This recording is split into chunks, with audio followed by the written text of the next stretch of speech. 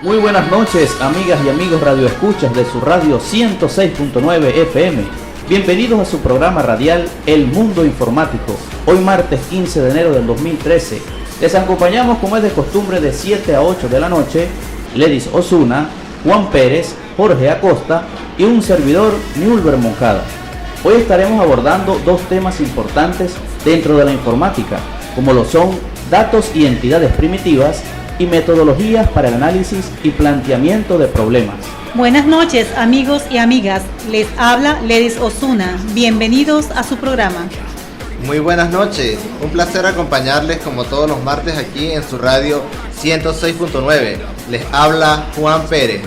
Buenas noches, le habla Jorge Acosta. Bienvenidos a este su programa radial El Mundo Informático. Bueno, ya entrando en materia, vamos a hablar acerca de los datos. Un dato es una representación simbólica numérica, alfabética, algorítmica, un atributo o característica de una entidad. Puede consistir en números, estadísticas o proposiciones descriptivas. También se conoce como la unidad mínima para producir información.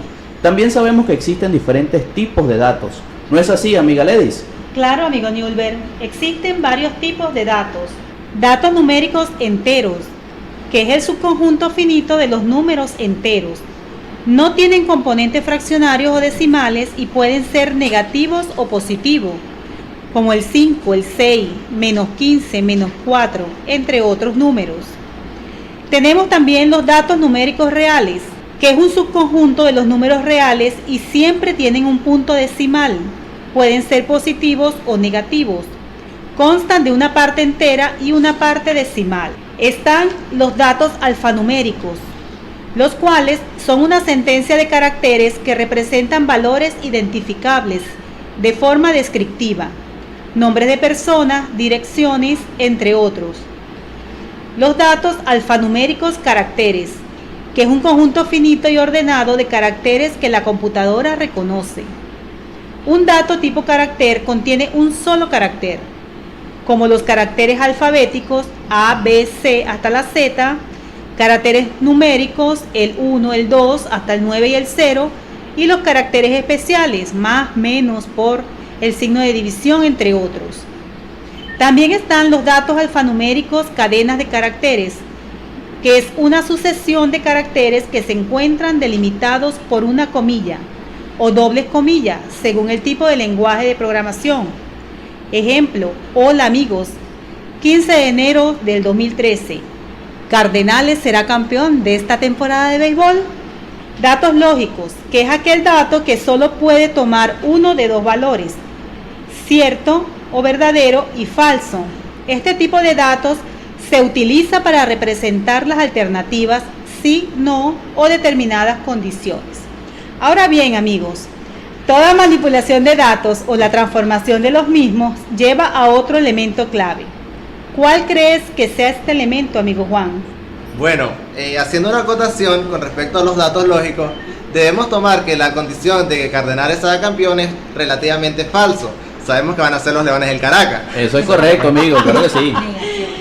Negación, una negación total. Bueno, sin duda alguna que al tener los datos procesados estamos hablando ya de una información. Así que la información está constituida por un grupo de datos ya supervisados y ordenados, que sirven para construir un mensaje y permite resolver problemas y tomar decisiones. De esta forma podemos hacer un cuadro diferencial entre datos e información. Podemos decir que el dato es un elemento único y la información se compone de varios datos.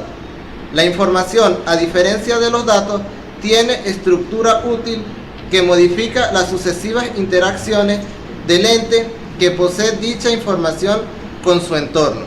La información se compone de datos que ya han sido procesados de algún modo para que tengan un sentido y un objetivo al momento de tomar decisiones. Los datos son percibidos a través de los sentidos y una vez que se integra terminan por generar la información que se necesita para producir el conocimiento. Los datos no tienen capacidad de comunicar un significado. ¿Qué opinas de esto, amigo Jorge?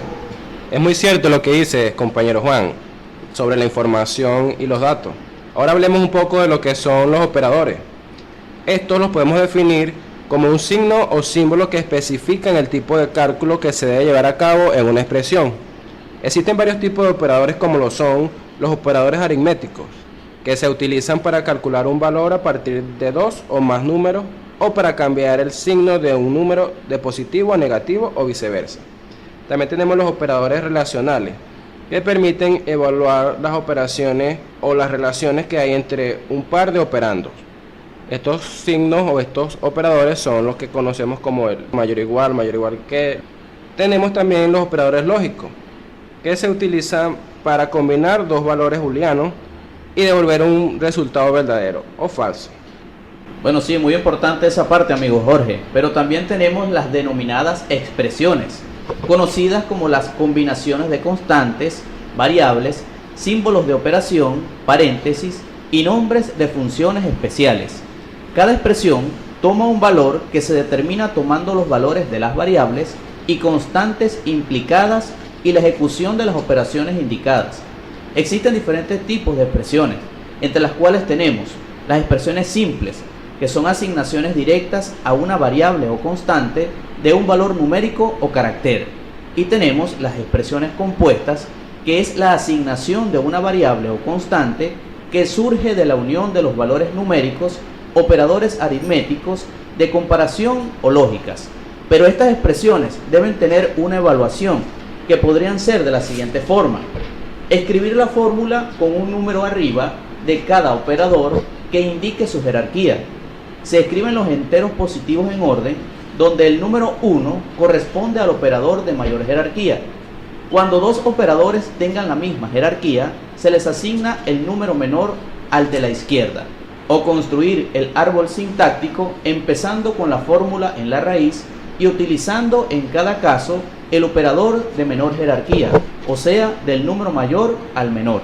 Existen otros elementos muy importantes también, denominados como identificadores, siendo estos un conjunto de caracteres alfanuméricos de cualquier longitud que sirve para identificar las entradas del programa, clases, funciones, variables, tipos compuestos.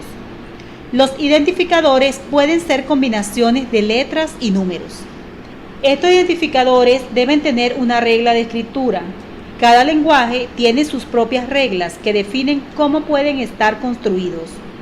Entre estas reglas podemos nombrar que consta de uno o más caracteres.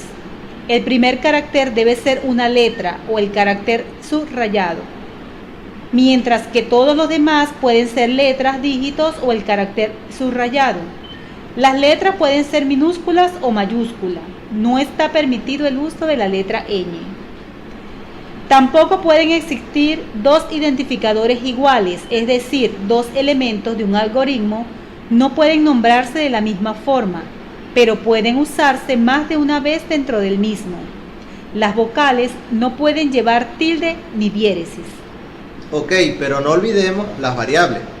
Ese elemento el cual dicho valor puede cambiar durante la ejecución del algoritmo, pero nunca varía ni su nombre ni su tipo, formando parte de un área reservada de la memoria principal del ordenador, pudiendo ser de longitud fija, cuando el tamaño de la misma no varía a lo largo de la ejecución del programa, o variable cuando el tamaño de la misma puede variar a lo largo de la ejecución del programa.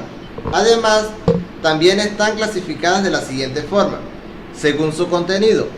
Variables numéricas son aquellas en las cuales se almacenan valores numéricos positivos o negativos, es decir, almacenan números del 0 al 9, signos y el punto decimal. Variables lógicas son aquellas que solo pueden tener dos valores, cierto o falso. Estos representan el resultado de una comparación entre dos datos.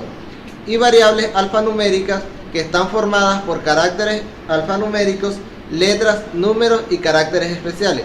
¿Qué más nos puedes decir tú sobre las variables, amigo Jorge? Que también están según su uso, que son variables de trabajo, reciben el resultado de una operación matemática completa y que se usan normalmente dentro de un programa.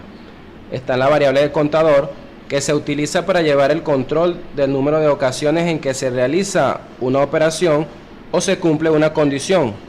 con los incrementos generalmente de 1 en 1, o el decremento.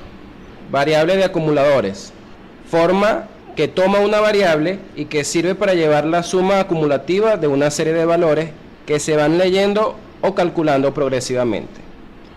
Además de las variables, debemos nombrar lo que son las constantes, que es un valor que no puede ser alterado durante la ejecución de un programa, teniendo a su vez una longitud fija de un área reservada en la memoria principal del ordenador, donde el programa almacena valores fijos.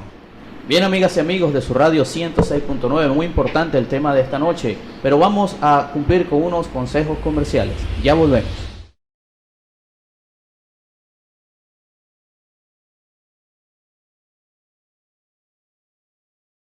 Sí, amigas y amigos de 106.9, ya volviendo acá a lo que es la discusión del tema, vamos a seguir con lo que es la metodología para el análisis y planteamiento del problema con el amigo Jorge. Antes de comenzar a resolver un problema a través de un algoritmo, debemos, primero, identificar el problema para detectar qué datos de entrada necesitamos. También tenemos que identificar el método a seguir para saber qué procedimientos aplicar. Y tenemos que identificar los datos de salida que dan la solución final a dicho problema. Bueno, para continuar tenemos en primer lugar la identificación del problema. Esto consiste en entender de qué se trata el problema planteado y esbozar su posible solución, concluyendo con una clara definición de 3 aspectos. Primero, ¿qué es lo que nos piden? Es decir, definición de resultado o solución deseada. Segundo, ¿cómo obtener lo que nos piden? Y tercero, ¿qué necesitamos para obtener los resultados pedidos? Consiste en determinar las funciones que se van a realizar y sus respectivas entradas y salidas. Algo muy importante que debemos tomar en cuenta es la identificación de los datos de entradas necesarios. Los datos constituyen un recurso de información real importante para la aplicación. Los datos de entrada consisten en la descripción de los datos de los cuales disponemos al plantearse el problema, es decir, son las variables o constantes que se requieren para resolver dicho problema. Debemos dejar claro cuál es la información útil que se nos proporciona en el enunciado del problema y que nos ayudará en la solución del mismo. Aquí también se tiene disponible toda la información que se conoce en relación al problema. Es importante conocer si los datos que se tienen son suficientes para dar solución al problema. No menos importante también es la identificación de los datos a obtener o los datos de salida. Esta identificación de datos es un proceso repetitivo. Al principio es posible que solo disponga de alguna información imprecisa y de alto nivel sobre la forma en que la aplicación debe controlar su propia información. Describe los datos y resultados que se espera conseguir. También se puede decir que son los resultados que se desean obtener una vez resuelto el problema.